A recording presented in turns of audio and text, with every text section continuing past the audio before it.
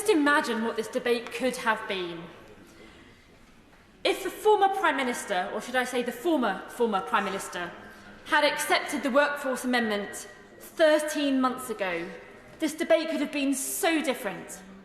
The government could have crunched the numbers, NHS frontline workers would know the cavalry was coming, and patients would be able to see light at the end of the tunnel. But instead, here we are, as members of Parliament, with a roll call of horror stories, because somehow, in 2022, waiting for an ambulance for more than 12 hours is somehow the new normal. How on earth has it come to this? We know that there are workforce problems in every single part of our health and social care sector and in every corner of our country, whether it's general practice, whether it's dentistry, pharmacies, and midwifery, nursing, they're all overstretched and understaffed. But it's midwives who send me their most distressed emails, because often for midwives, they train for their dream job, only to be plagued by nightmares that they haven't done enough to help young mothers, new mothers, and their babies at their time of need.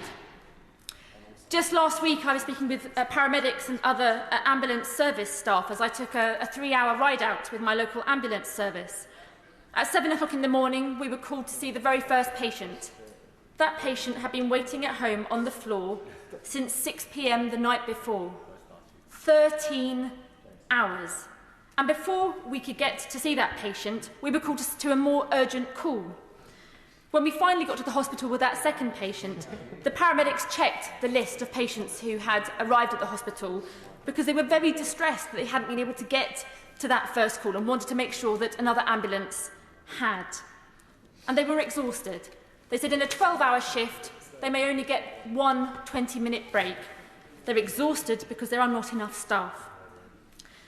But for most of my constituents, day in, day out, it's access to their GPs that really, really matters. And too many of them are struggling. And it's no wonder, because the government said they had a target of recruiting 6,000 more GPs, but then have admitted within 3 years that they are going to fail to meet that target.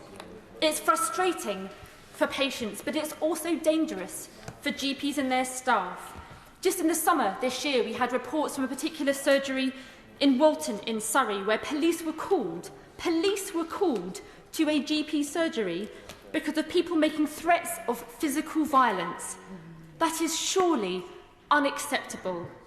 Where is the urgent drive to recruit and retain our GPs? And Madam Deputy Speaker, how on earth are we going to retain and motivate highly trained professionals when our hospitals are on the verge of collapse?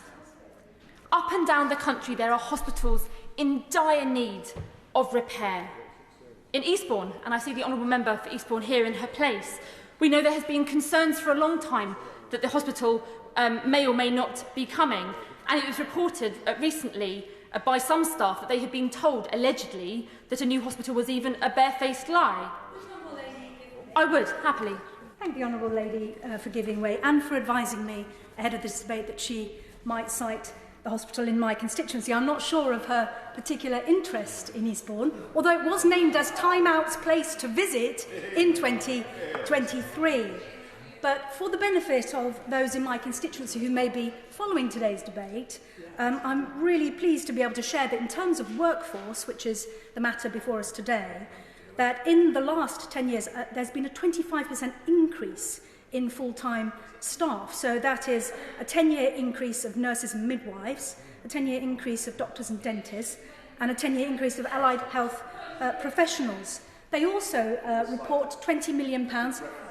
It's quite important to have fairly short interventions. Caroline Ansell. Thank you. So my question to the Honourable Lady is, would she be pleased and relieved then to hear that despite the staff concerns that in fact there would not be a new hospital, there's been a run of incredibly positive meetings, and we are assured, in the words of the Chief Executive, that there's a once-in-a-generation investment coming? Thank you, Madam Deputy Speaker.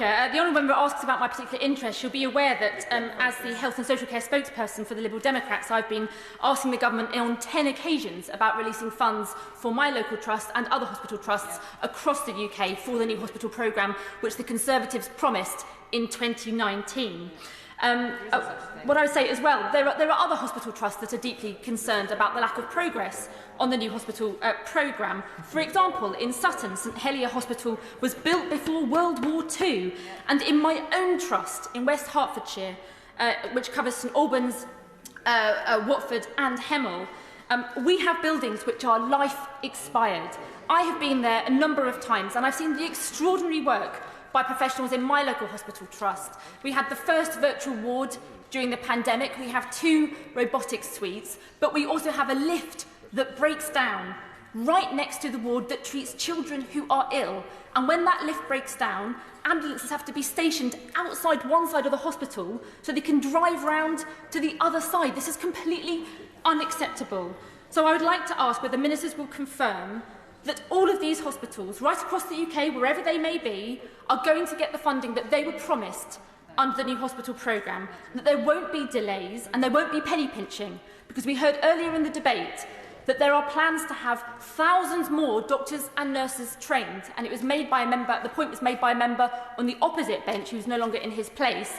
He asked where we were going to train all these doctors and nurses. Well, we can say that if there is any penny pinching on the size of our new hospitals, they certainly won't be getting trained in our area. So, Madam Deputy Speaker, our NHS and social care need people, they need tech, they need beds and they need buildings. There is no silver bullet to solving all of the issues in our NHS and social care, but having proper workforce planning, getting some plans in place, would be the closest thing to it. That's why my Liberal Democrat colleagues and I are happy to support this motion today. Bergen. Thank you, Madam Deputy.